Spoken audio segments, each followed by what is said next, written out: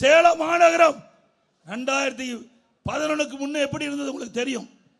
2006 2011 ஏதாவது ஒரு பாலம் வந்ததா சொல்லுங்க நீங்க. எத்தனை பாலம் 2006க்கு பிறகு 2006 11 வரைக்கும் எதுவுமே இல்லை. 2011 2021 வரைக்கும் அதிகமான பாலங்களை கட்டி கொடுத்த அரசாங்கம் அதிமுக அரசாங்கம்.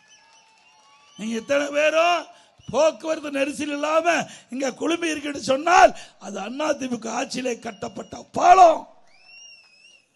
ஸ்டாலின் சொல்றார் அதிமுக ஆட்சியில எதுவுமே செய்யவில்லை என்று இந்த பாலத்தில் தான் ஏறி போனார். திரு ஸ்டாலின் அவர்களே, இதுவே சாட்சி. அதிமுக ஆட்சியில் செய்த சாதனைக்கு இந்த பாலமே சாட்சி.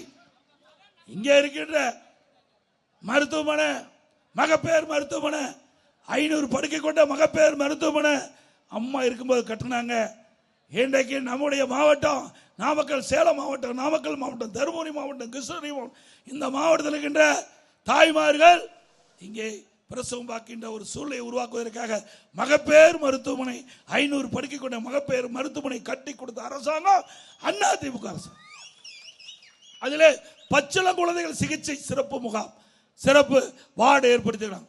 பச்சிளை குழந்தைகள் சிறப்பு சிகிச்சை வார்டு, 50 குழந்தைகள் சிகிச்சை எடுப்பதற்கு அதுக்கு தனி வார்டு. இப்படி பல திட்டங்களை கொண்டு வந்த அரசாங்கம் அதிமுக அரசாங்கம். நல்லாட்சினா எடப்பாடியார் தான். வாக்களிப்பீர் இரட்டை இலைக்கே.